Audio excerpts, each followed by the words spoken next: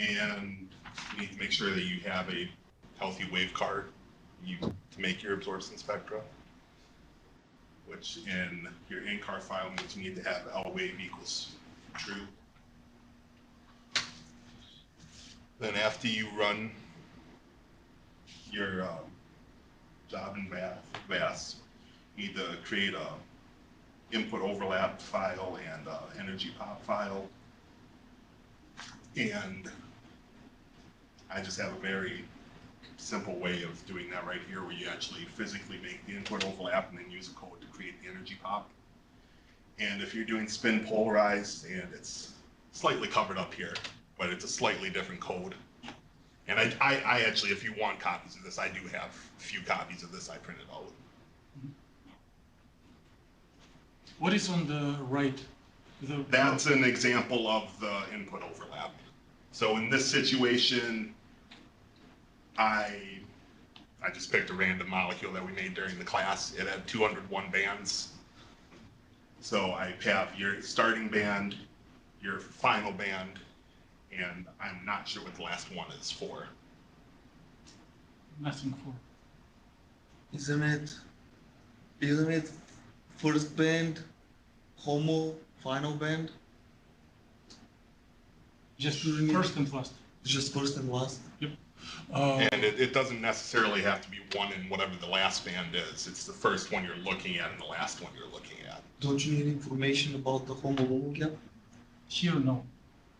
If you...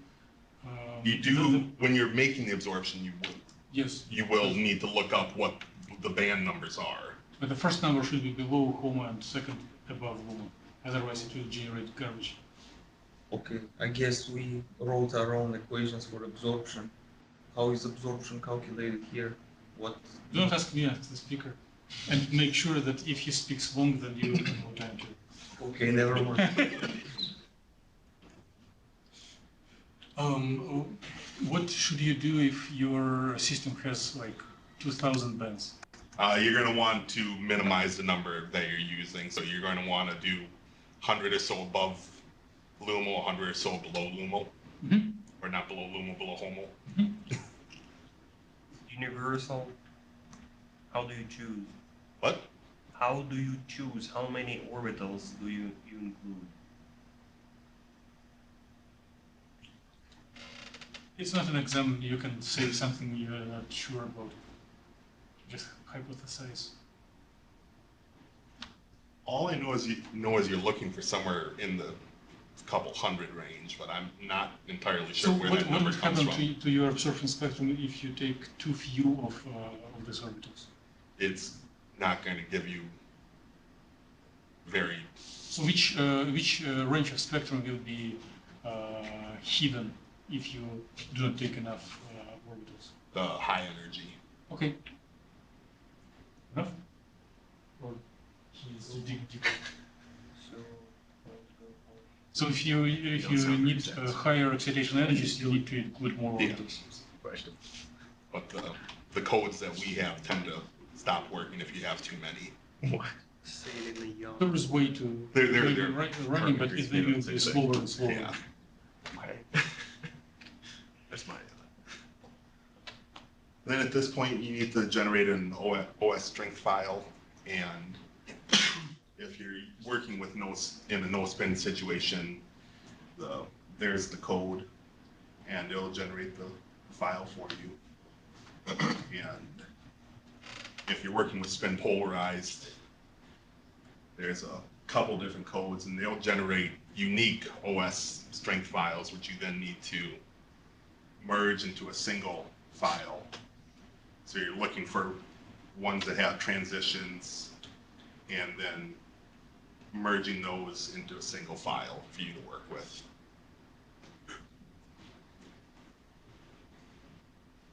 So what, can you just cover it a little? So what these two did is the same, give you the same information as this, except they do it, one of them does the information for the alpha orbitals, one of them for the beta electrons. Okay. And then what I did down here is I first went through and found all the ones that had a transition from occupied to unoccupied. Oh, so this version of the code includes also transitions inside the band. And if you need absorption, you need to remove transitions inside the band and keep only transitions from occupied to unoccupied. The way I understand it, yeah.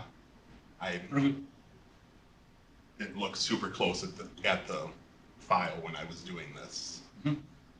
And then what these last couple ones do is take the output from these and merge them into a new OS strength file, giving it the same form that you would have if you have a no-spin file.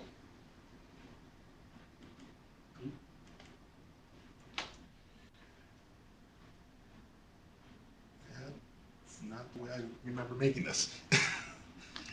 So then you're going to need to actually create the plot. You need to use this code, which, yeah. Can I interrupt? If you're not showing the content of oscillator strength file in the next couple of slides, can you just briefly tell what does it contain? Apparently I didn't include that. I thought I had that. But you can verbally address. So it includes the transitions, the orbitals that are being transitioned, so the occupied to unoccupied that's transitioning. It includes the oscillator strength, which is a measure of how likely they are to transition.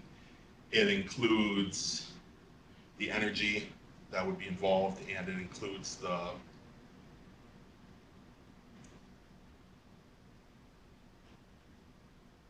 You want to say transition type? yes, yes I do. Does it satisfy, partially satisfy curiosity at the end? Yes.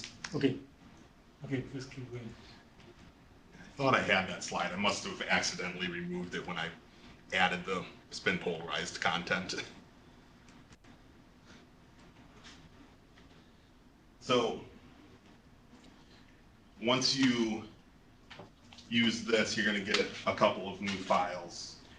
And these files allow you to plot the absorption spectra. And you use this code, and there's a few different versions of the code that will give you different outputs. This code, for instance, will give you the output in EV. There's ones that give it to you in nanometers. And then this last section of code here converts the output of this to a PDF. And for some reason, my computer likes to turn things when I send it. Assuming you do it correctly, you end up with. We can just lay on the site to spend. You end up with absorption spectra, and you'll notice that I made one with EV and one with nanometers.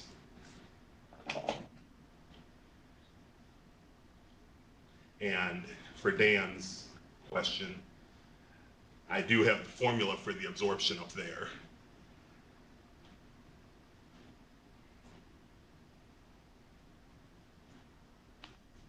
Where Fij is the oscillator strength, to Yeah. mean I and J. Yeah.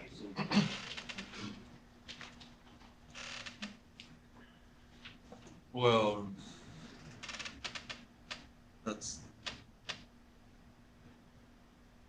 some smeared delta function. It's not. With this delta function, you just get lines. So you have some sum over, and so it's not really. Yes, the function is represented by finite width. More slides? No, that was it.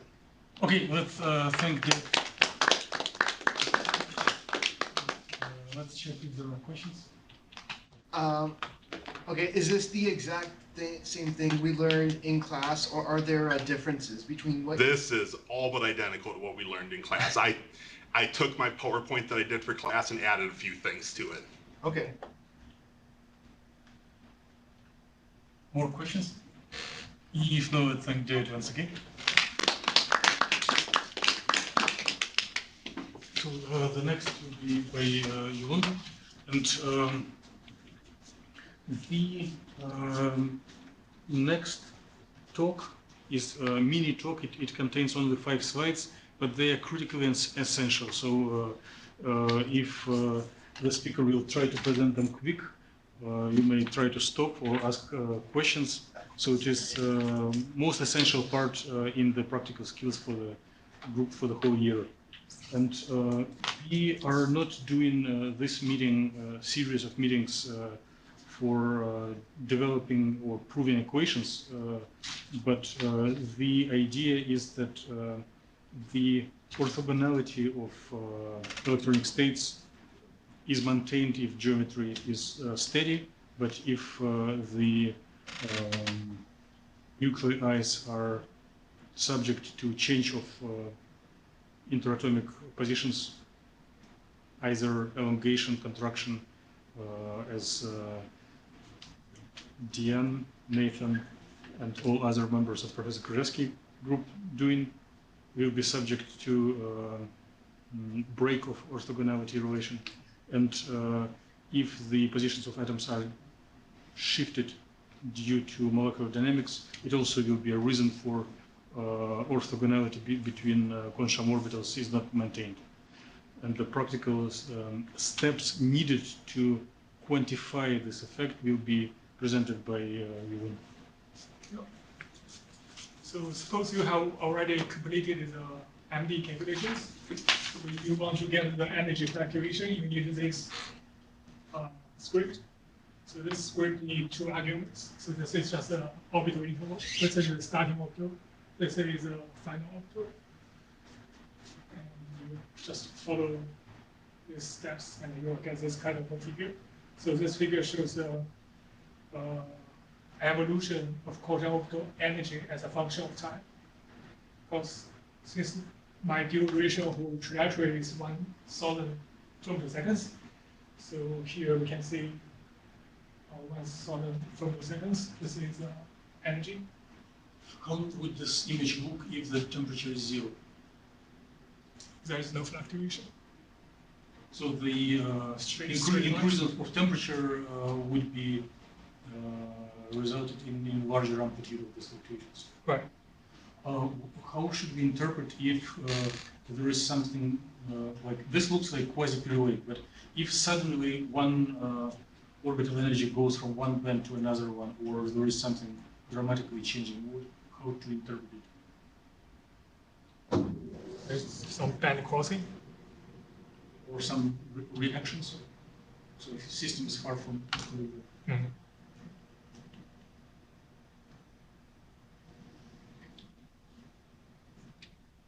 So we may want to extract intermediates from molecular dynamic trajectory, and we can use this kind of code. So there is one point we should pay attention, because this code is based on VASP4. So if you are using VASP5, then you need to modify the postcard. So this is the postcard file from VASP5. So we need to delete this additional line. After we do that, we can successfully load this code. So if successful, then some files like P000, P990 pop up. And this file corresponding to geometry of intermediates. Questions? I definitely have a question, but I do not know how to formulate it. DM may have questions. What question might I have? What are these P000 files? What are these P000 files?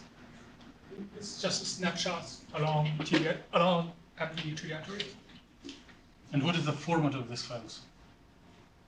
It's basically like the postcard. So Also, their coordinates. Yes, and they are in the form on the VASP format. There will be, after running this command, there will be 1,000 postcard files, each of which corresponds to one subsequent step along the molecular dynamics trajectory. And for each of those postcards, you have to calculate energy. Later on, yes. Yes. At this stage, this file just corresponds to atomic position. So you calculate them all at the same time? No, They no, don't one depend- runs molecular dynamics, which is a standard task for us. And then with the script, one extracts the trajectory which is hidden in the out car and exit car into so many individual files. And they're all saved. Yeah. They are saved in the directory where you run this script. The outcar, or reach the outcar. Originally, they're saved in the out car, but this it's kind of unzipping from one file into 1,000 files or whatever how long your dynamics is. Okay, then another script takes two at a time and performs single point energy calculation? Yes, and it will be covered in the next slide. But this is could be interesting for a group of Professor Krzyzewski because it is a replacement of what you do in your normal modes when you shift positions Mhm. of each ion to the left, to the right, one by one. And in some Yes. sense, you also have set of different geometries for which you compute the electronic structures and then use it for couplings. Here, these shifts are not by moving individual atom in a organized way, but it is a simultaneous motion of all atoms along the trajectory. But it serves the same role as in your approach shifts of individual atoms. Make sense? Yes. So next step is to calculate non-adiabatic couplings. So these are necessary files for the coupling calculations. Basically, we need time files. So the income.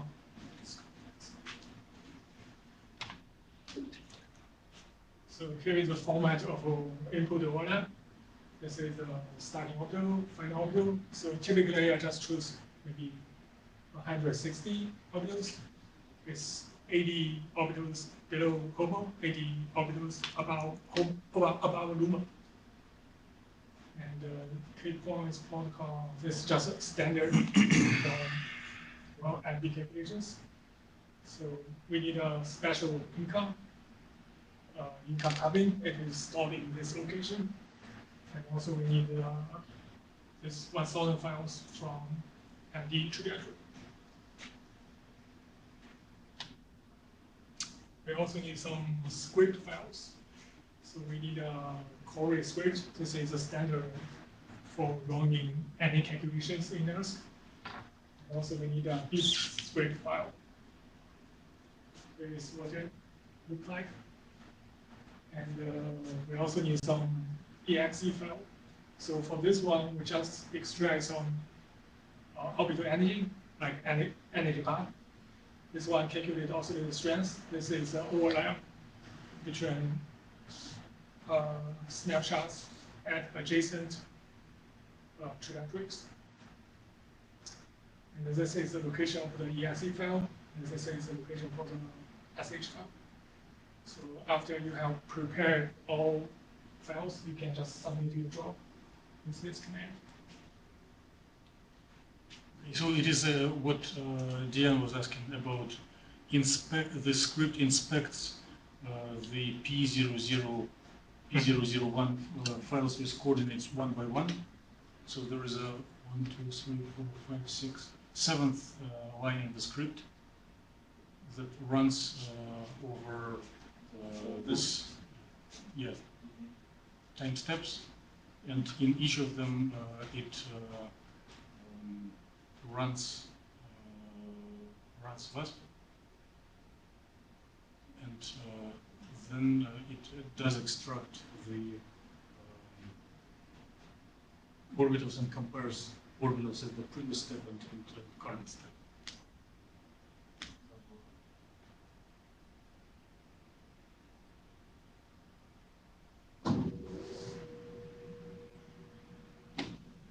Okay. So, what is the output? What does one get in the directory upon completion of this job? Some coupling files will pop up. So, what is the what are the names and what is the contents of these files?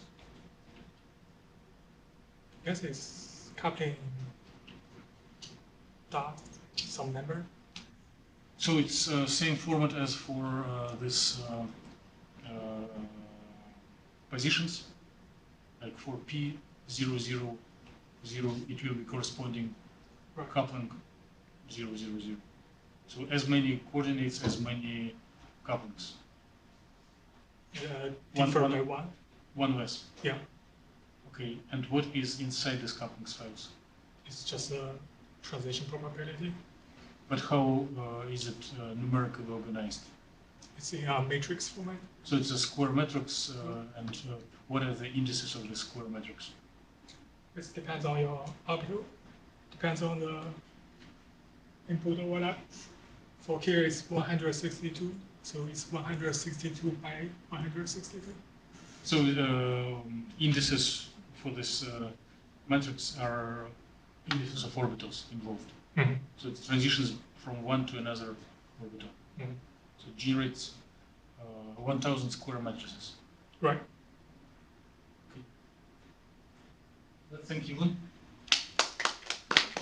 it's time for questions. Okay. Please. 562 is all orbitals? No. It's Just- just 80 orbitals about Luma.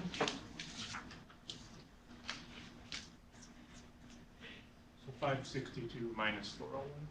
And that's like your orbital, the number. 401 is LUMO?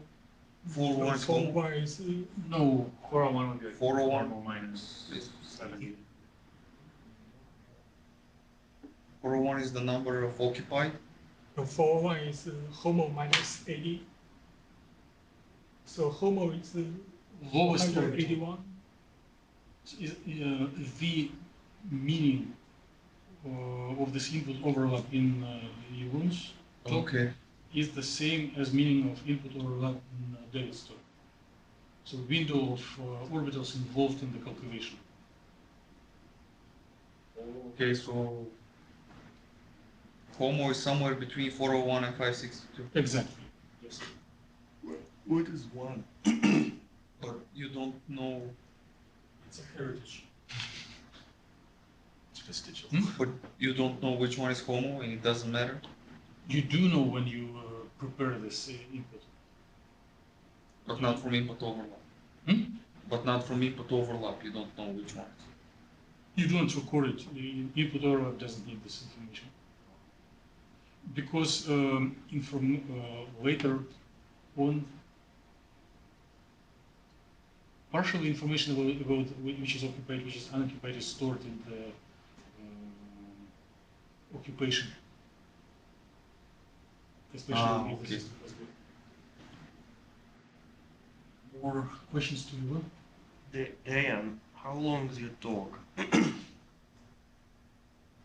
Depends. So When you were practicing it in the bathroom? I was. Okay. This is my practice. How many slides? 33. Okay. More So questions to how does this approach scale with the number of atoms? What's the latest on the same question we have? let me translate your question. Will this method be substantially slower if you double number of atoms? Well, I like my version fine. Or triple, quadruple. It's probably because previously I was doing some calculation for 200 atoms, and the coupling calculation maybe several weeks. And Several yes, weeks. It's like from this fence and until March.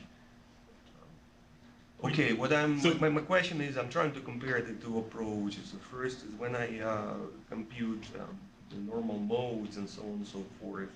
So I know it takes 6n, where n is number of atoms of energy calculations by EFT software. And then I know response of my system to small displacements of atomic coordinates. So how many steps do you need here as a function of number of atoms to compute your thermal averages? I understand what she's talking about. I'll translate. Okay. So, if one is doing normal modes calculations or molecular dynamics, the time used to compute single point will increase with size of the system in both situations. But for normal modes, the number of single point calculations will be increasing with size of the system. Like if you go from 100 atoms to 200 atoms, it will be like proportional increase of number of steps, 6 and whatever.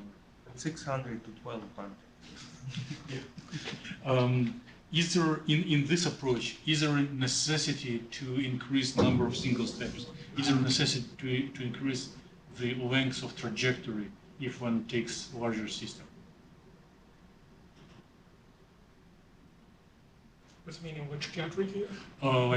Should one use like 2,000 steps instead of 1,000? Would it give any benefit for bigger system or?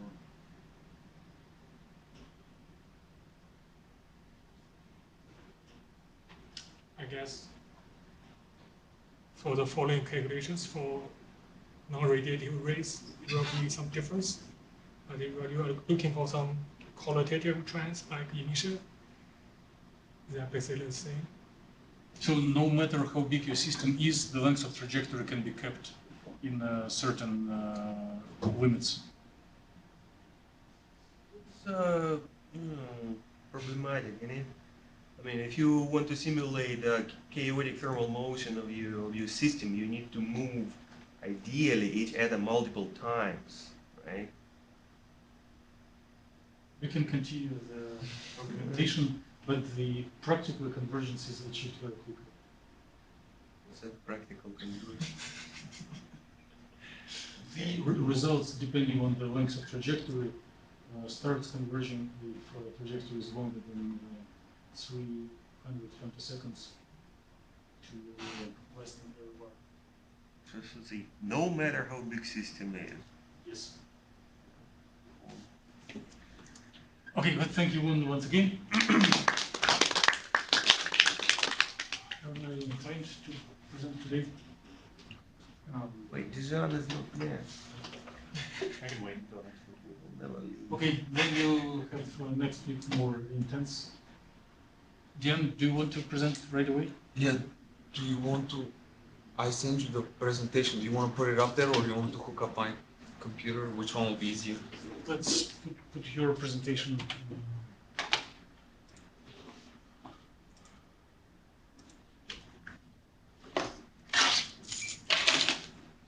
Can you please resend it to? Wasn't found. So you don't have in just your email anymore? Let's send it together.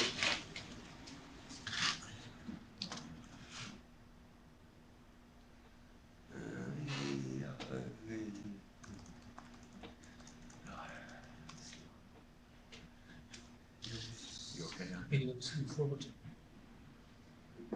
I'm all right. Tired.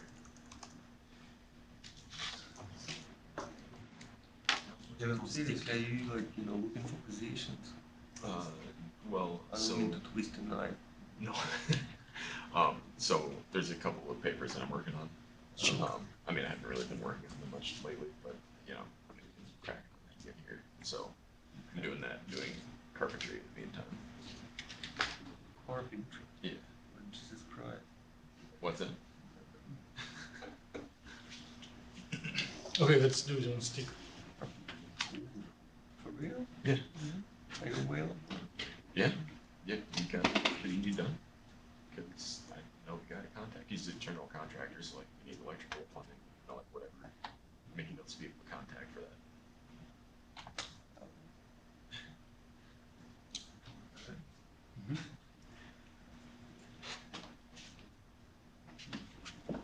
Make sure the job's done right.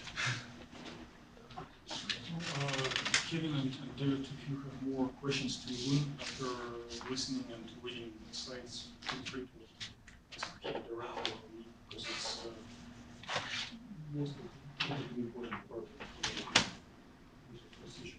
All right.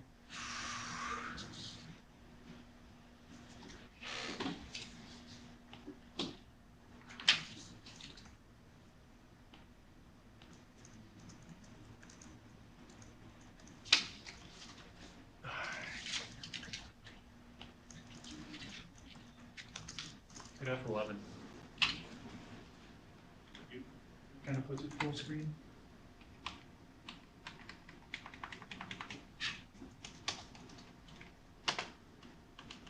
Oh,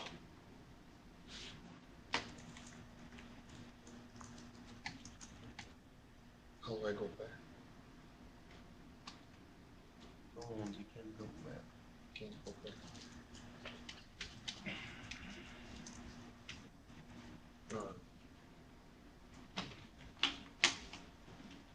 Oh, I can't. Thank you for coming to my practice for my talk that I'm supposed to give on Thursday at my job interview. Today I'm going to be talking about some aspects of excited state dynamics in semiconductor nanostructures from many-body perturbation theory based on density functional theory simulation results. This has been for the past few years the focus of my PhD work at North Dakota State University. I'm gonna begin with a quick motivation for our work. I'm just wondering, like, what it's for? Like, what's the audience? And then I'm going to introduce some of the excited state properties that we are interested in. Okay. Objectives and methods that we have developed. I'm going to introduce some of the nanostructures that we did work on, and those are mainly single-wall carbon nanotubes, pristine and functionalized. Then I'm going to move on to theoretical methods and approximations. I'm going to explain the different aspects of excited state dynamics that we worked on. And those are mainly multiple exciton generation, singlet fission. And today I'm going to focus on our latest work, which is exciton-exciton interactions in the final bi-exciton state. I'm going to finish up with some conclusions and outlook for our future work. So our motivation is, how did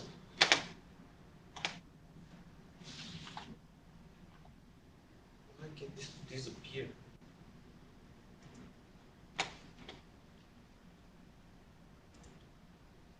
Ah.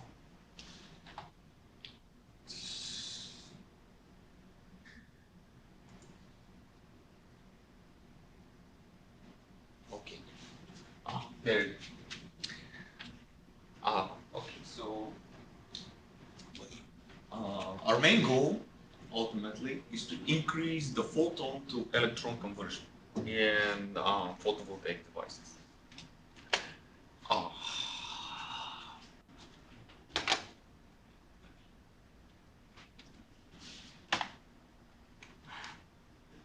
No, this doesn't. I'm going to hire you like this.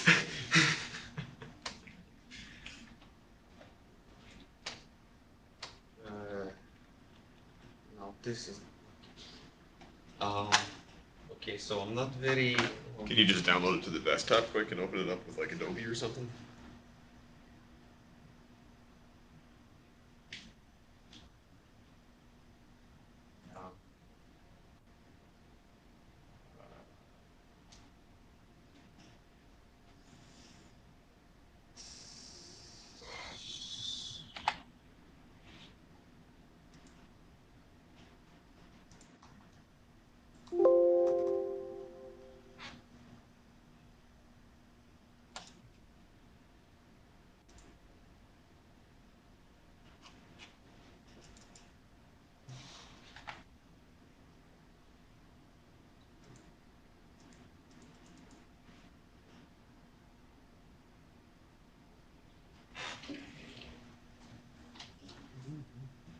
Keep talking about something. Yeah, tell us a story.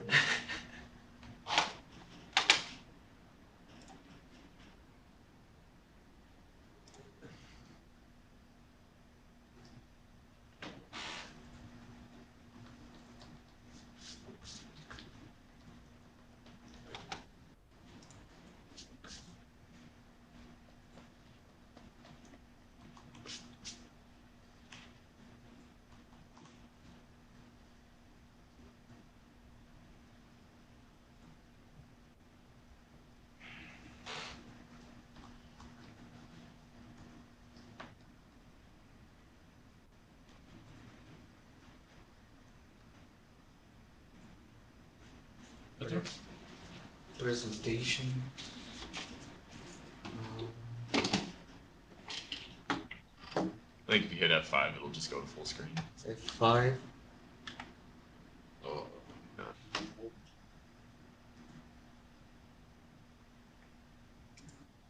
Control L.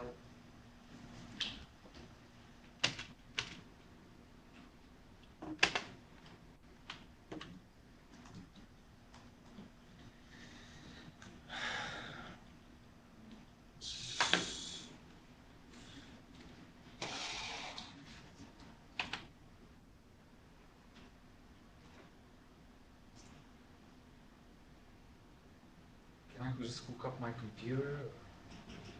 You can try to. Is there some kind of presentation mode for this?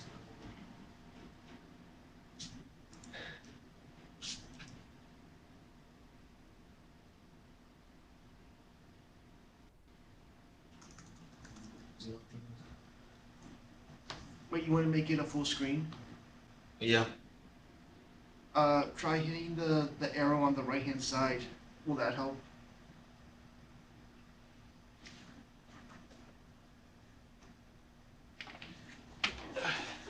Arrow on the right hand side. This? Oh, right there. Yeah, that one. No. That just hit some. Try going on the view tab.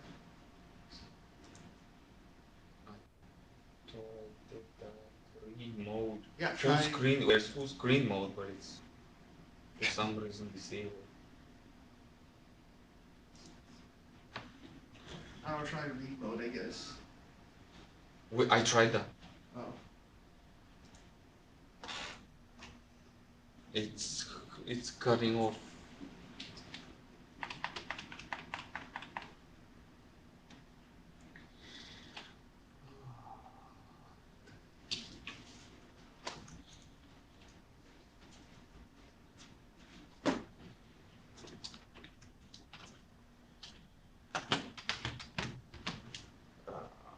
Has anyone hooked up an Apple computer on here before? What's the best?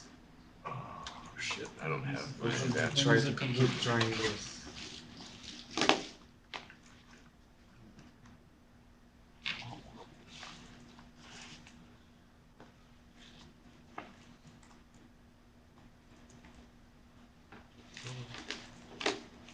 I guess if you have a flash drive, you can try to transfer it over with real quick. Or, wait, that's not going to help anything. Yeah, never mind.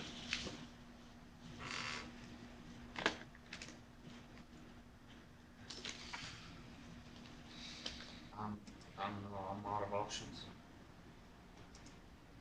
What is the I mean, read mode on Adobe should at least be tolerable. I think you just gotta use like left and right to click it forward and back. Okay, how about this? It's just. We'll That's just. good. Yeah, okay. This looks like it works, only you can see the tabs, but. Okay, where were.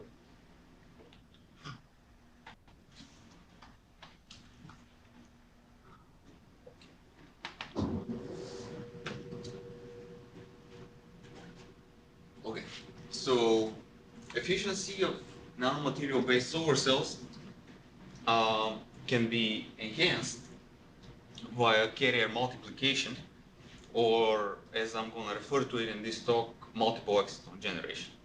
And this is one of the main methods to increase the efficiency of solar devices beyond the theoretical limit. In nanoparticles, MEG is enhanced due to the strong confinement. But the MEG process depends on competition with other relaxation channels, such as direct Auger recombination and phonon relaxation. So those all need to be taken into account. In chiral single wall carbon nanotubes, MEG is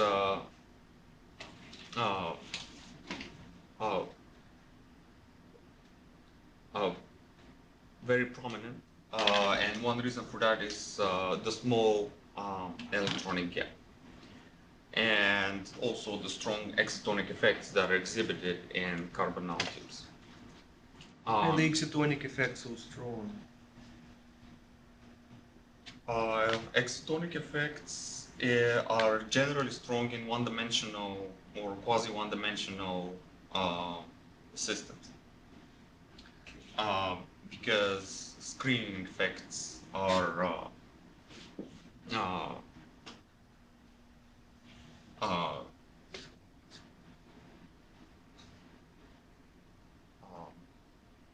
suppressed. Recent experimental work on lead selenide quantum dots in this case has shown that MEG could indeed lead to efficiency in nanomaterial-based devices of over 100%. Okay, so let's talk about excited state processes that we are interested in modeling in order to correctly predict the effects of MEG in the nanostructures of interest. So let's say we have a high energy excitation. High energy photon excites from the this is dusty.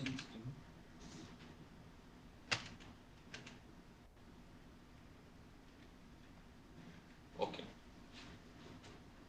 A high energy photon excites a particle from,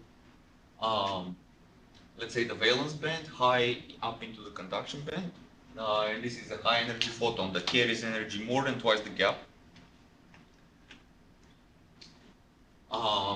The subsequent process that can occur is either carrier multiplication, where this extra energy that this electron possesses is used to create another electron hole pair or another exciton or another charge carrier, which is a favorable process in photovoltaic devices because it increases the current. So this is what I'm going to refer to as MEG. They two excitons from one highly energetic photon. Another process that needs to be taken into account is a phonon-mediated relaxation, and this is the process of the extra energetic electron and hole losing their energy to atomic vibrations or phonons. They emit phonons and they relax to the band edge. This is an unfavorable process because you lose the extra energy. All you do is heat up the system. So we need a comprehensive study for MEG, MEG recombination, phonon-mediated relaxation, energy transfer, and so on and so forth. Those are all other processes that I'm not going to cover today. Today I'm going to mostly focus on MEG. And we're going to use density functional theory in combination with many-body perturbation theory in order to study MEG. We're going to look at carbon nanotubes as our systems of interest, and we're going to study the effects of chirality, confinement, and also surface functionalization. We obtain our Consham energies and energies, Consham orbitals and energies using fast software with the hybrid HSE06 functional as a temporary substitute for GW, and later, as we'll see, we check whether that is a good approximation. We use several unit cells from our nanotubes that we put in the same simulation cell. So we have a large simulation cell, so we avoid sampling the Brillouin zone, and we do calculations at gamma point only.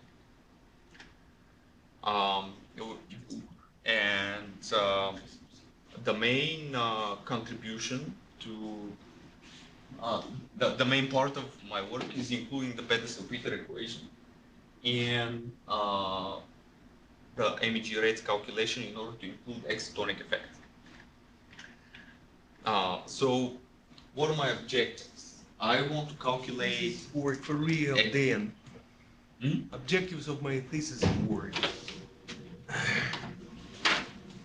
That No. should not be in the Well, job it's not talk. there. It's not there. There.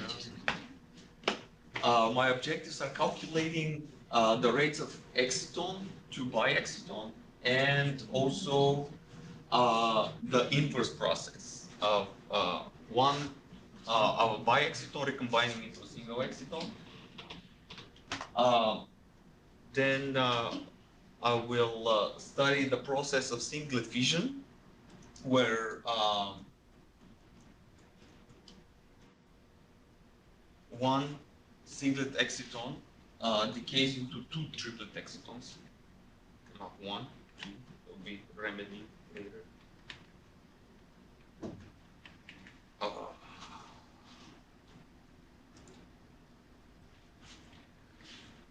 And then I'll move on to calculating biexciton self-energy, where we investigate the importance of exciton-exciton interactions in the final biexciton state. These are the systems of interest. These are the systems that I've looked at.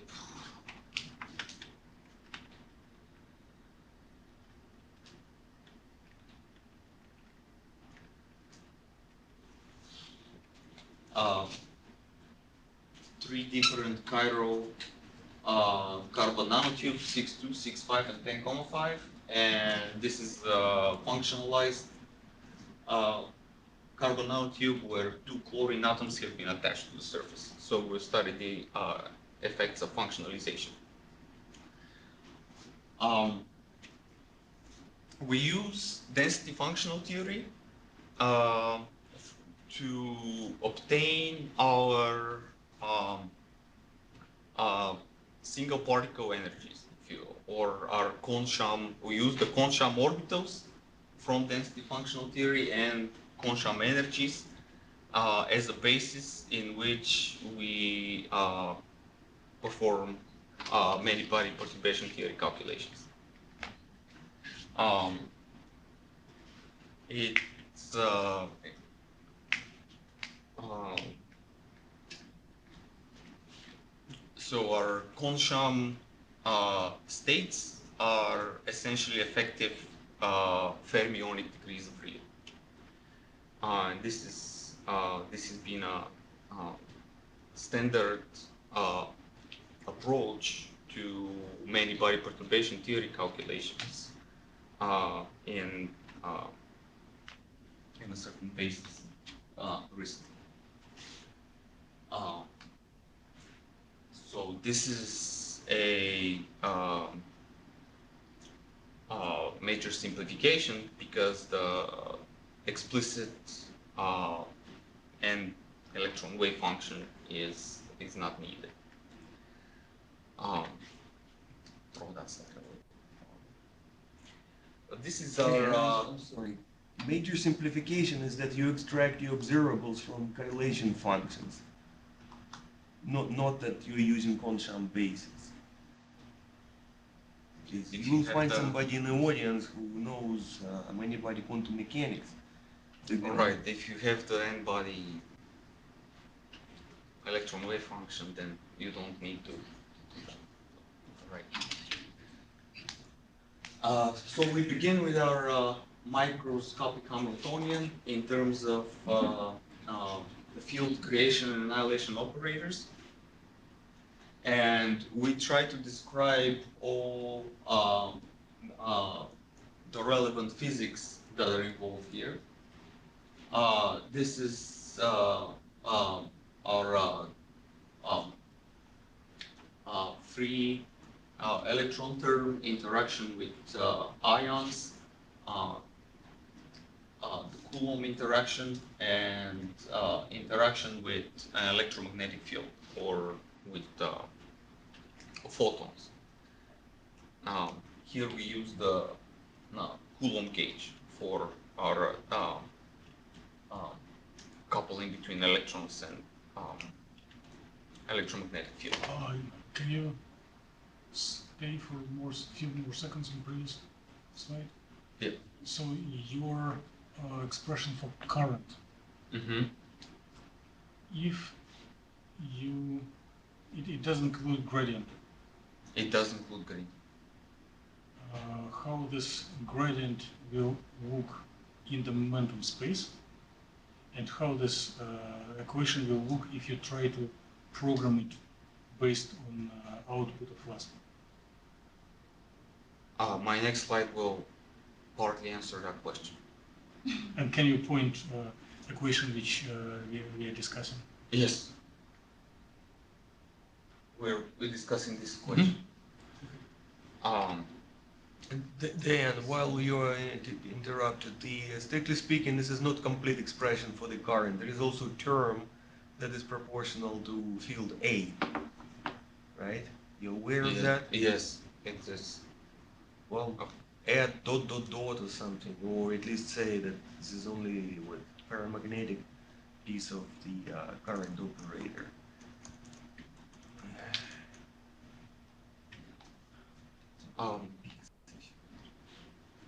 Then we cast our microscopic Hamiltonian into the Consham basis, and we change basis from the electron field operator to Consham orbitals and annihilation and creation operators. So our Hamiltonian takes the following form.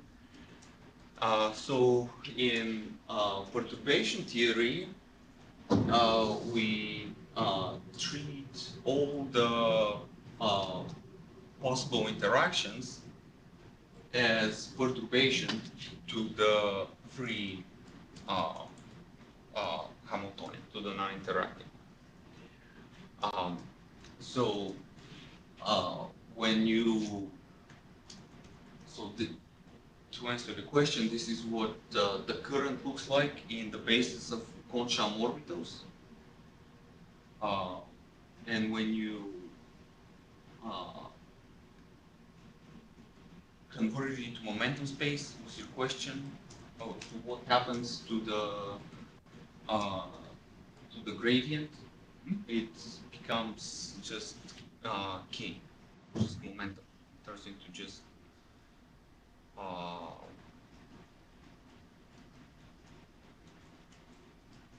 the value of momentum. Does that answer your question? Mhm.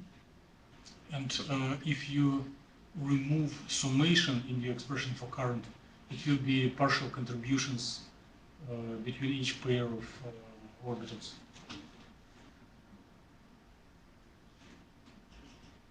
Yes, if you remove the summation over Mhm. ing of the Everything constant under summation, then it will be partial contribution from each pair of orbitals.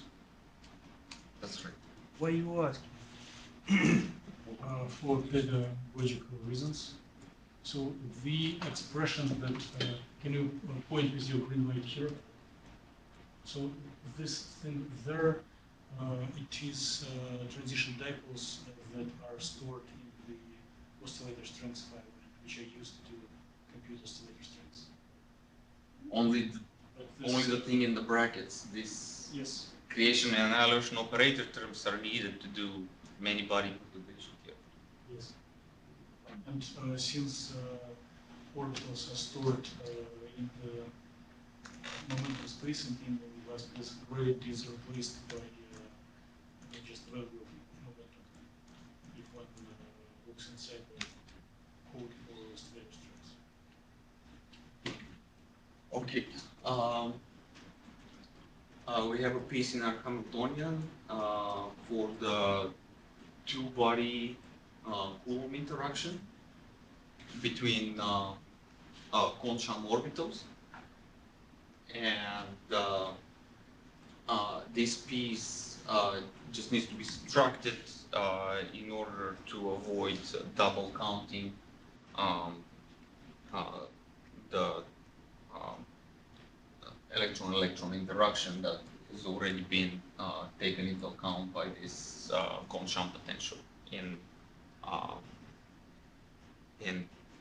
during DFT calculations. What was your alpha? In the current expression? Is that just a spin? Yes, Variable? yes, alpha is a spin variable. Yes. Yes, this is the ith Kohn-Sham annihilation operator with spin alpha. Then you sum over those two.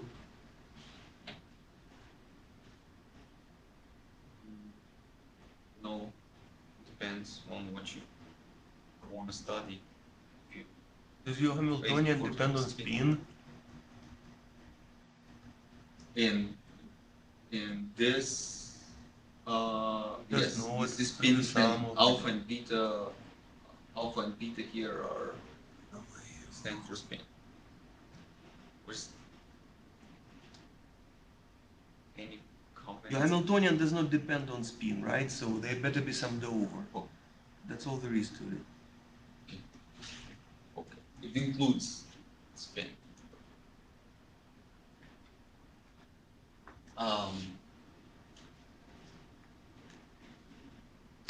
So, in order to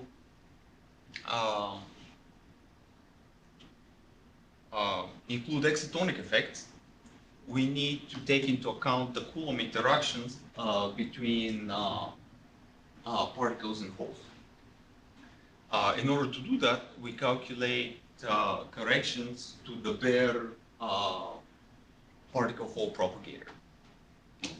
One way to do that is to calculate the Coulomb interaction. One way to do that,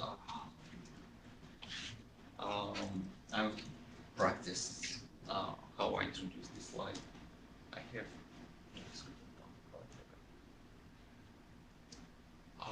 Just tell what is the meaning of line. Yeah, tell This us the is- story.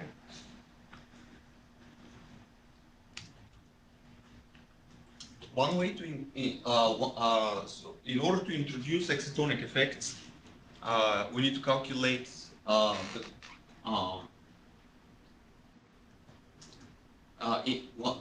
order to introduce excitonic effects in with perturbative techniques, we need to include the Coulomb interaction between electrons and holes to as many orders as we can. Diane, Yeah. would it be right or wrong to say that number of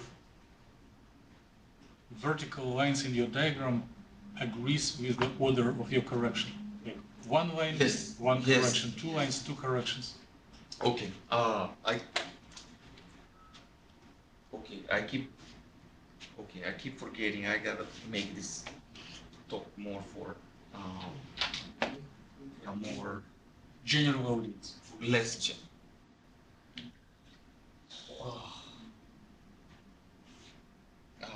Okay.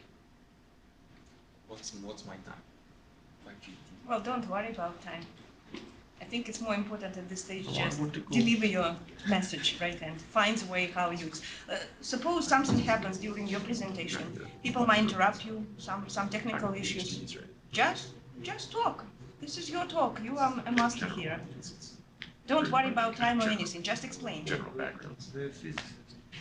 Okay. The way we include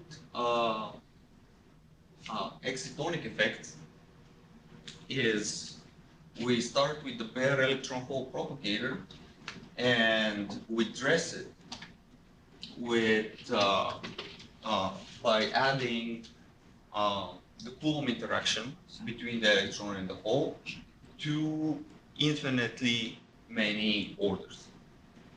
And we make the ansatz that if the Coulomb interaction is added to all orders, then we obtain an electron hole bound state. And this electron result. But don't interrupt. Okay, I'm sorry, ma'am. this Just let me electron finish, then hole, you will tell. this electron hole bound state is presumed to include the Coulomb interaction to all orders. So this introduces extra pieces in our Hamiltonian, one that describes the electron exciton coupling and one that describes free excitons. From this piece in our Hamiltonian, we can obtain what's known as the Bethe-Salpeter equation, which is a standard approach in treating excitonic effects. And the way that the Bethe-Salpeter equation is derived is you start with the electron exciton coupling term, which already includes all Coulomb interactions by definition, and you add one more Coulomb interaction, which means that you're changing nothing to it because they're all already included. And there are two ways that this can be done. So one obtains two terms on the right-hand side of this equation. One is known as the Coulomb term, the other one is known as the direct term. And the direct term includes all the screening. The Coulomb term, as you all probably know, is not screened. And this is these are the expressions for the Coulomb term and the direct term in terms of Kohn-Sham orbitals. So these rho EHs here, which we refer to as transitional densities, are constructed from Kohn-Sham orbitals from density function no theory output. Can you stay for a few seconds? So why do you have k squared in the denominator? Because in momentum space, the Coulomb interaction goes like 1 over k squared. So Fourier transform. Fourier transform One over from R. position space into momentum space. One obtains 1 over k. One obtains k squared in the denominator. And I probably missed, because I came a little bit later, but why actually you need to represent this in a k space? It's more natural probably to put it in an x space, xyz space, in coordinate space. Well, we use periodic boundary conditions for our calculations, and so we solve our Kohn-Sham equations in VASP, which are solved in k-space. So we take our Kohn-Sham orbitals in k-space from VASP, and we don't bother Fourier transforming it back into position space and So doing this is just everything in because position space. this is just because of the software which you use. There are no any benefits of doing this. You just want to save time on Fourier transforms. We want to save time on Fourier transforms, and I believe our calculations, our expressions are easier to calculate in k-space than in position space. See, you have this k equals 0 is excluded, right? Yes. It's easier to do in the k space. Why is it different? How does it deal with k zeros? So what? It is a very long story. But it's very yes. well. I mean, it's possible question, right? Okay. People might ask, like, do you have any reason for using k except just software? And if you really believe that this is something I believe that our that expression. this is technically important, right? I'm not sure about conceptually, but technically, then again, Well, if it's phi of x, how would you exclude k equals 0 mode? but if I put in xyz, y there would be k mode. Everything will be in x space. But well, it so happens that you need to exclude k equals 0 mode. And it's much easier to do if everything is in k space. That's one reason, aside from that, WASP spits it out in k space. But if I will have software calculating in plane waves, not in plane waves, but in a local basis, then everything can be done in xyz. Then there is no story about k naught. In principle, yes, but you need to worry additionally about excluding the k equals 0 mode. So k equals 0 mode is space average, right? Integral over space. What? You told not to interrupt. Right? You interrupt. No, but he finished. No. He finished this slide at least. Yes. Yes. Or I at did. least this, like. I haven't thought about it other than we use VASP, everything is in k space. So I don't know how. People you're going to, they know about FFT and such. For them, that's no reason. Position space, k space, split second from one to another, FFT. But it takes time if you do really computations, right? So why to do extra effort on this? Well, if we were doing things in position space, it would be extra effort if you use VASP. As far as deriving the expressions in position space and seeing how much Well, easier everything I think will you be also then. probably can then justify that it's not just because you write it for the software. You're probably interested in semiconducting nanostructures, right? And like one-dimensional, two-dimensional. So periodic boundary conditions are very effective tool to use there. So that's why the choice of the software is not just because we have VASP and nothing else, right? Right. It's we need dictated periodic by the materials, since you're interested, like in carbon. in one dimensional, you can be broader than just nanotubes, right? But you're interested in the nanostructures, like one-dimensional, two-dimensional low dimensional nanostructure, something like that, right? And again, because it's semiconductors with a crystalline structure, periodic boundary conditions is very efficient solution, and then getting to K-space is a natural thing to go. Yes. And that's actually why you choose VASP software, because it was specifically designed for the semiconducting materials, right? Yes. And that's why you're deriving these tools in a K-space. If it would be for molecules, I doubt that VASP would be a good choice. Or actually, you will have any benefits to doing this procedure in a K-space, right? So, Harder to do quantum dots and bar. so I think you need to think about not only, how to say, from the point of view of deriving methodology, but really you apply, like you're not just deriving the universal thing for everything, right, for the universe. You probably really design your software focused on a specific, like not one or two types of materials, but some class of materials, right? Yes. And Yeah, I don't can be just- shy to really highlight it, Yes. because then people understand that you understand not only kind of deriving things, but you understand the systems, the models which you are working on, right? That you're really an expert in this field. Yeah. Well, yeah. Why we use VASP? I can justify. Yeah.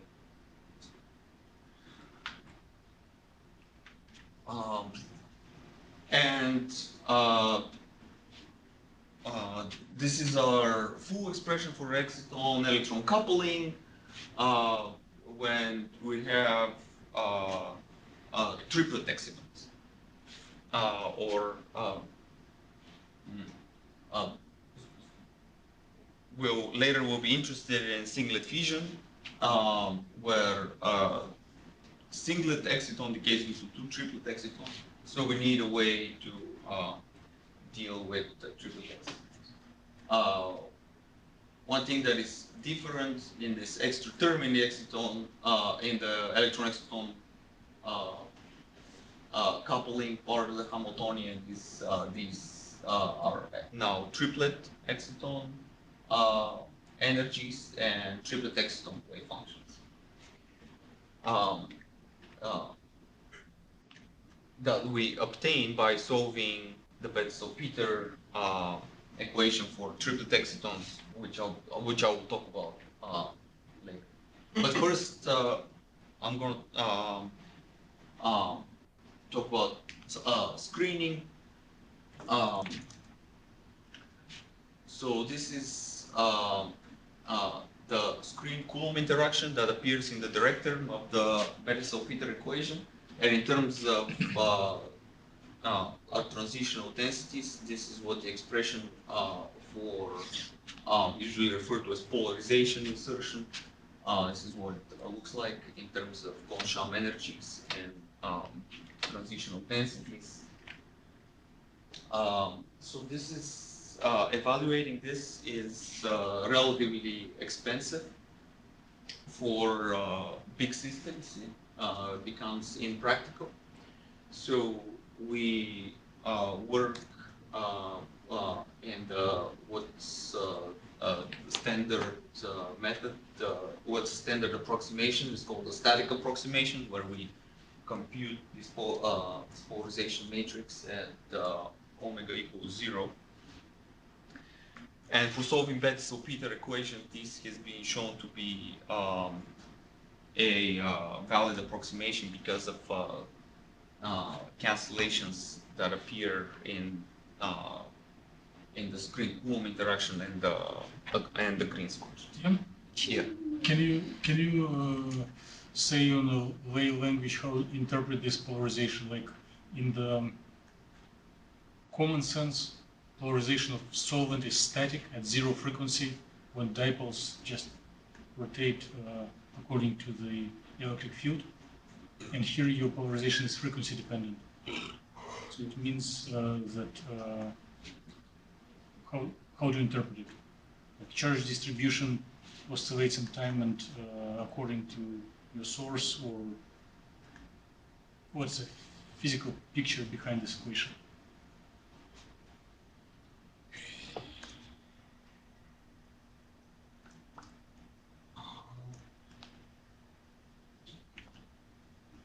Yes. So it's technically one needs to calculate polarization at different frequencies. Um, but when you solve Bethe-Salpeter,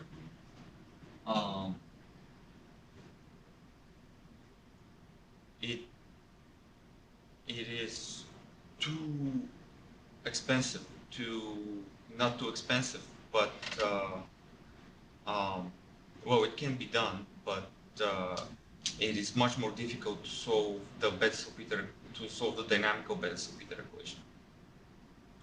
So therefore, one has to make this static approximation for the screen-Coulomb interaction in order to solve the Bethe-Salpeter equation in the form that I showed it earlier. Otherwise, the Bethe-Salpeter equation takes a whole different form, and it's much more difficult to deal with. But this approximation has been shown to be valid because of cancellations that appear once you write it all out in terms of the in terms of full omega. So since you have it on your slide, it says okay, static approximation okay for Bethe-Salpeter and not suitable for MEG. You know, either remove it or talk about it. Yes, later for MEG rates, we will make an attempt to go beyond the static approximation. And that will be introduced. So you suggest to not use it here, but use it later for the results, right? I don't know. My rule is anything you put on your slides, either talk about it, be prepared to explain, or not put it at all. It looks like it's more like a result, right? This is your observation. That this approximation not very good for multi-exciton, right? Or this is what was known from the beginning. Yes, from deriving the expressions, you can see that calculating MEG rates at omega equals 0 would not be. I haven't looked into detail, but when you derive the expressions for Bethe-Salpeter equation beyond the static approximation, then there it somehow becomes obvious that when you set omega equal to 0, it's not that much of a approximation because of cancellations that appear. I'm not prepared to talk about this in detail. Then, if I may, a lot of people would disagree with that statement. So I suggest you just say, it's kind of okay. A lot of people do static approximation for Bethe-Salpeter. We do it for simplicity. I'm confused. Your goal is to calculate MEG, and now you're saying the static approximation doesn't work. It means that you don't really use it, right? Since it doesn't work. Then why are you really talking about it? The static approximation is used for solving Bethe-Salpeter, which is one step in our calculations. Oh, okay, fine. Yeah, which we need to do before we can calculate MEG rates. And in our calculations for MEG rates, we perfect. Then instead of trying to make a contradiction between this and that, as Andre already mentioned, that some people might really disagree or have different opinion, right? And you don't want to really create a discussion on the middle of your presentation, right? Because then you probably then everything will go on not under your control. Yeah, that's so. I try So to probably just put your thinking that you really say, as our first step, we need to get the to solve Bethe-Salpeter equation. As a very common approximation, we use static approximation for this. However, our goal is go beyond just this, but go to the carrier multiplication. And for this, we need to do extra steps or extra whatever Extra calculations. extra for MEG. calculations to really do MEG. So we need to go beyond the static approximation, right? That's it. Then there's no contradiction, and people understand very clearly. Oh, okay, he's doing this, he's doing that. Fine. I see. So at this point, it's hard to tell whether salpeter and MEG are separate calculation, and you. Yeah, you put it as a contradiction. Like this works for this, but doesn't work for this. But instead of this, if you use it as an intermediate step to get your final destiny, put it as step 1, step 2, or something like this. Again, I recognize all of this. I mean, then instead of, so okay, approximations to screening. So this is what we would like to evaluate, but it's technically very challenging. So first thing we do static approximation. Mhm. The reason I wrote this, so it turns out to be okay for beta salpeter, but not so good for MEG. We'll try to rectify that. Next approximation, inversion of the metrics. And then But with beta salpeter approximation, you already can get some physical observables, such as absorption spectra, for example, right? So it's not just it's good for this equation. You can get valuable observables which can be compared compared to the experimental results or something. So you can also mention. So again, and be aware that there is community that believe that even for beta salpeter, static approximation is not very good. It's very difficult to go beyond static approximation for beta salpeter. So would it be accurate to say that, you just basically leave everything as is, but instead of saying okay for beta salpeter and not suitable for MEG rates, could you just say okay, or used for beta salpeter, not used for MEG? I mean, To would go that be beyond kind of what- would that be an Not- accurate way to not sort of as- sidestep the whole confusion, I guess? For the most part, we also use static approximation for MEG as well, because Okay. it's technically very challenging. Yeah. But don't you do dynamical approximation for your? But like, you just Yeah, come right out and say for you use it for one- this, not For for one this. system, for two systems. But I thought that this is your main, that's why I'm saying, like, it sounds like it's a main conclusion from when you're applying this to different systems. Majority of systems shows not very good agreement with experiment if you stay with the static approximation for MEG. There's only one system. And that's why you have to go beyond it.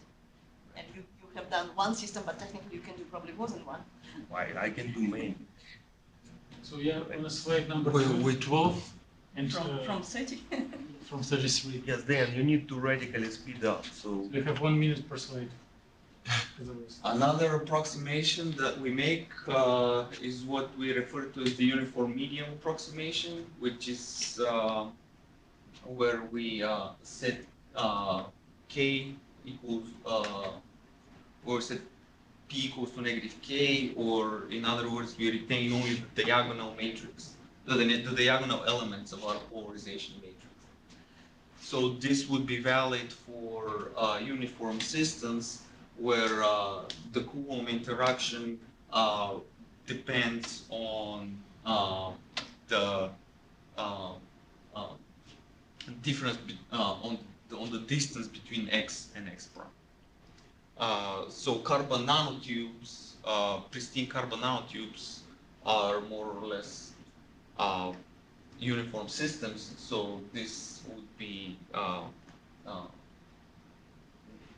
okay for at least carbon nanotubes. So it's a hard sell. It's not a uniform system. Again, It's in one dimension, it's more or less easy. In two other, it's not. It just happens that, for example, if you compute absorption, then you reproduce E11 and E22. So with this approximation, we compute absorption and we reproduce E11 and E22 with relatively high degree of precision. So this is comparison to experimental data. And for our tree system, we see a very small, about 13% deviation from reported experimental results. So sorry, it's while you're on this slide, just so germane. So Braden, it seems, has recomputed E11s for 6,2 at least. Mm-hmm. beyond the in a k comma p approximation. I just looked at his results. What he's seeing for E11 is, for example, is 1.22, which is much closer to Weissman-Bachila. Do you have his result at all? Did you discuss it with him? I have I have my own results there. That sounds right. I also. Why is it not there? This is because all our calculations are in diagonal. Later that will follow, or by excitons, or I can add it to this, but Well, see, it's much more palatable if you, yes, you know, if I work harder, I am that much closer to the Yes. experimental result. If I work less, yes, I am making a mistake, but I know that, you know, I can improve it. I can put that. I can. Why I- haven't you? Well, later on, this is not what's used later.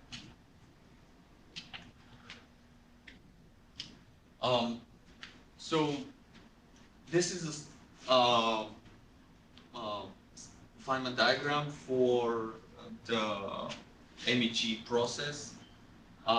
Here, one electron decays via the Coulomb interaction into an extra electron hole pair. So this Feynman diagram, which is in the independent particle Hall approximation, needs to be rectified in order to include excitons. So the way we do that is we dress every non-interacting particle Hall line that we see in this diagram with all possible all possible Coulomb interactions, or which is what we saw earlier is the way we incorporate excitonic effects. And if we do that to all orders, you end up with a diagram that looks something like this. Electron hole, an exciton wave function is coupled to an electron hole pair that interacts to Coulomb interaction with another electron hole pair. And the result is two excitons are created from one extra energetic exciton. So the next thing one needs to do is to find all Feynman diagrams that contribute to this process of one exciton to two excitons. So these are the two diagrams that we find. And we compute rates. What's that vertical line in the middle? Is this part of a Feynman diagram? Or what is it? The vertical line represents the final state of your rates of a single exciton to two excitons. I was there. It's just a line that goes from up to down. What's the final state? Where's the final state? The final state is everything that this line crosses. In this case, it's two excitons. So this is how rates are calculated. You find the Feynman diagram that you're interested in, and you cut it in half, and whatever you cut is in your final state. Is it possible In the to final put, expression, yeah. time axis on this diagram? It is, Hmm? yes.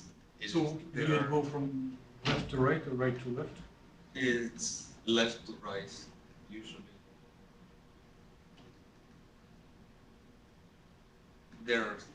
Everybody draws Feynman diagrams differently.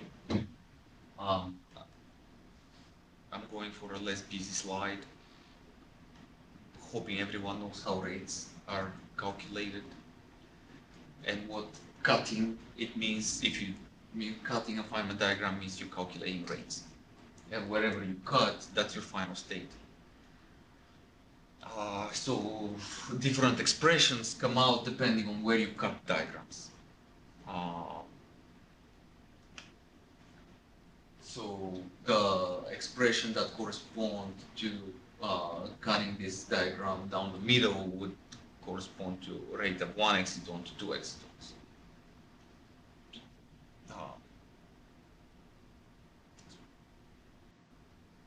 So that can be a question I can answer if someone asks later what that line represents.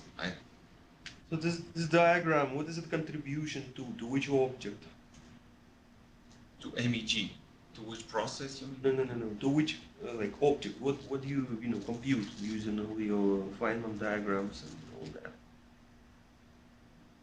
Exciton propagator, right? Oh, okay, yes, exciton propagator.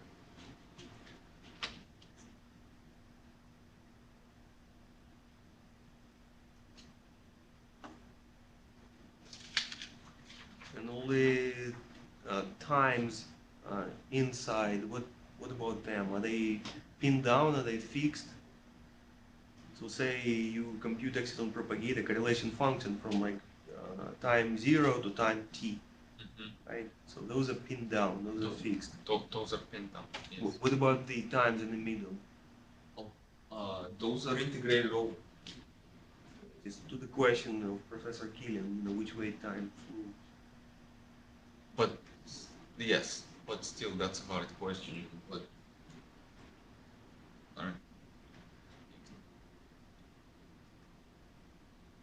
Right. Yeah, the times inside are integrated over. They're totally arbitrary. How you put them. What other indices do those lines carry, and what are those lines? So everybody's not so bored.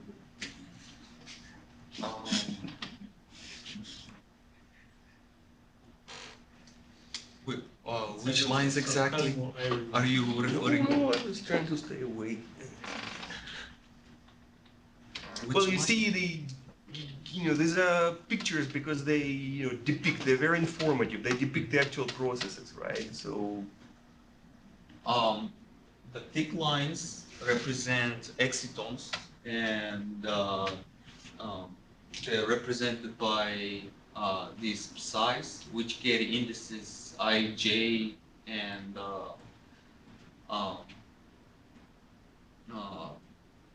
alpha, beta, or gamma, which alpha, beta, and gamma represent which exciton it is, and I and J label its particle fold content. The lines with arrows represent quantum orbitals, and the wavy line represent Coulomb interaction between electrons and holes.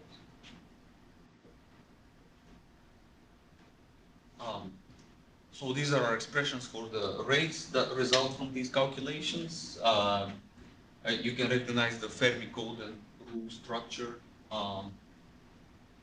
of these expressions. They contain the screen Coulomb interaction evaluated on some representative omega, not which is not zero, but is carefully chosen, so that we can slightly improve on our static approximation, which we now go beyond in our MEG rates calculations. Does this answer? sorry to interrupt, but as Professor Killian said, if you had infinite resources, you would compute what? As far as dynamical screening is concerned, right? As far as dynamical screening is concerned, you would compute this screen Coulomb interaction on omega gamma. This would be omega gamma in here. So rate depending on omega gamma. So for every omega gamma that, for every exciton, which this exciton is omega gamma. Is that evident from the expressions? Because there is energy or here, yes, energy conserving delta function. Omega gamma minus omega alpha minus omega beta means omega alpha and omega beta are the intermediate excitons. Or should I put labels on the diagram to show that? That's So what we if we were to, if we had infinite or if we had the computational resources, we'd be evaluating this expression on omega gamma. Now it's on evaluated on omega alpha, which is summed over.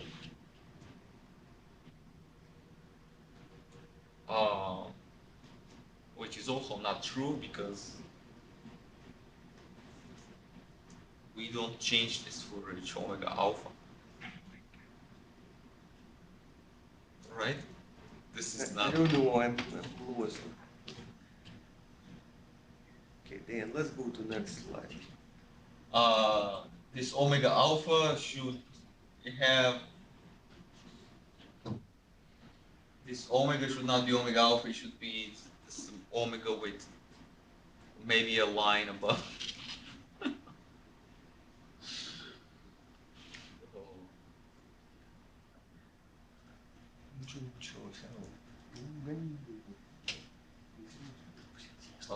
I'm getting reimbursed for my trip, that's why I'm laughing. Otherwise I'll be crying. Andre is crying. So we are finishing meeting in 10 minutes. Yeah, So then- now you need to squeeze your You really need to get a move. so one slides. Okay. So another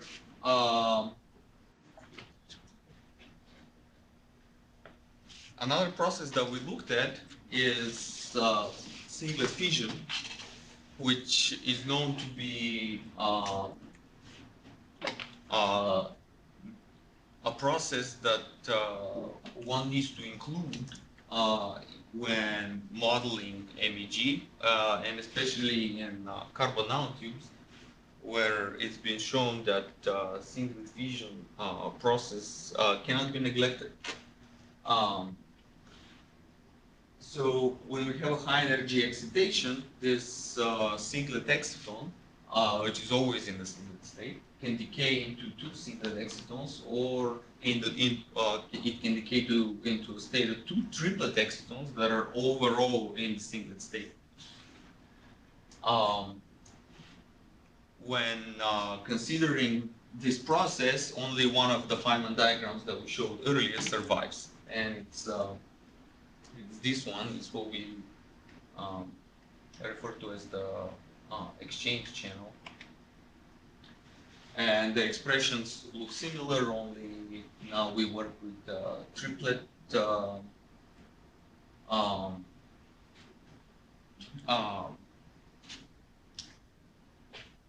exciton energy and triplet exciton wave function, which we obtain by solving the Bethe-Salpeter equation for the triplet excitons.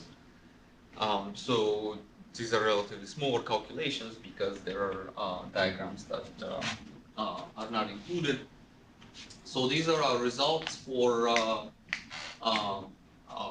the MEG rates in our three systems. So by looking at the density of states, you can see that the bi-exciton density of states are redshifted, which is to be expected as the triplet exciton triplet excitons lie in lower energies. And on the right hand side are all the diagrams for the MEG rates, including singlet to triplet decays, which are the blue lines, and we find that there are a significant contribution to the MEG channel. Note here that these blue lines might be a little exaggerated because because of a simplified treatment of screening, well, when solving Bethe-Salpeter equation, which is the term which is the only term that survives when we do Bethe-Salpeter for triplet excitons. So we then calculated the effect of doping the carbon nanotube with the chlorine atom attached to it, and we see that the singlet to triplet rate in the system is enhanced even more. So we concluded that functionalization with chlorine and carbon nanotubes has a significant effect on at least the singlet fission relaxation chain. So in our calculations for MEG, we treat the final exciton state as the final bi-exciton state as a pair of two non-interacting excitons.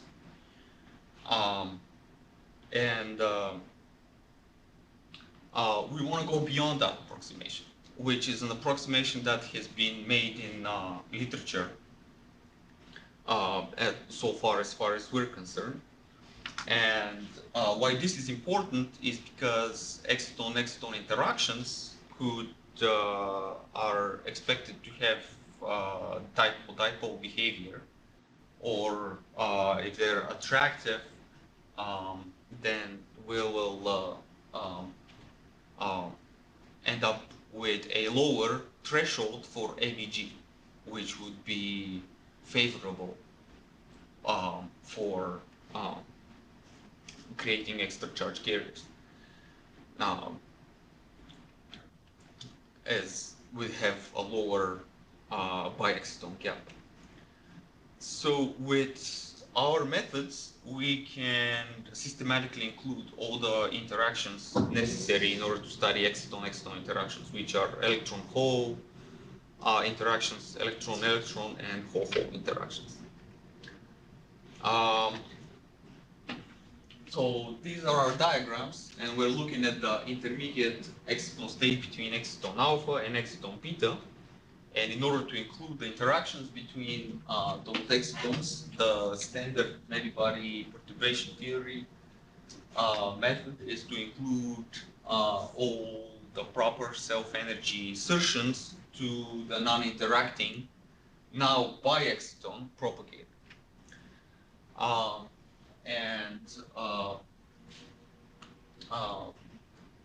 Once all those insertions have been calculated and taken into account into the Green's function, one ends up with the self-energy correction to the non-interacting propagator,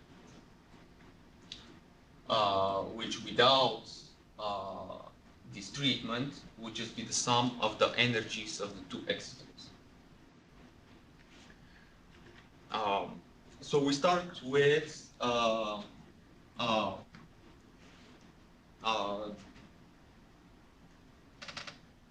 adding the Coulomb interaction between the two excitons. So what is, for example, the simplest Feynman diagram that we can come up with? We decouple the excitons into electron-hole pairs, and we add the Coulomb interaction between them. So this is one diagram that arises from including the Coulomb interaction to first order. We find three more distinct diagrams that need to be included. So those are all contributions to the interaction to first order. The expressions look something like this. one ends up with this Coulomb interactions between Kohn-Sham orbitals I, J, K, and L, and these theta functions tell you whether you're dealing with a particle or a whole. So this is this equation includes all interactions between electron holes, which are attractive, electrons, and hole holes. And that's why this method is so powerful in dealing with these type of interactions. Because everything is included. Sorry, I should have shown that beforehand.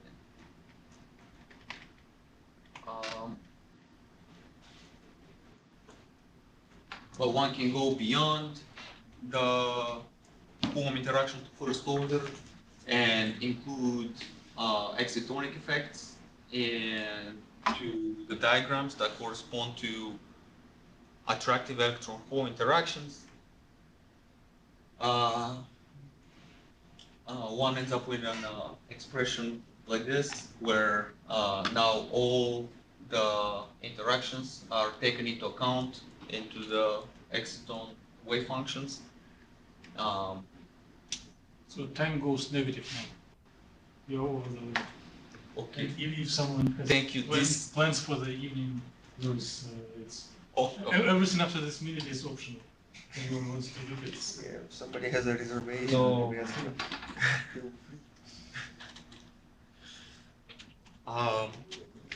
I have a.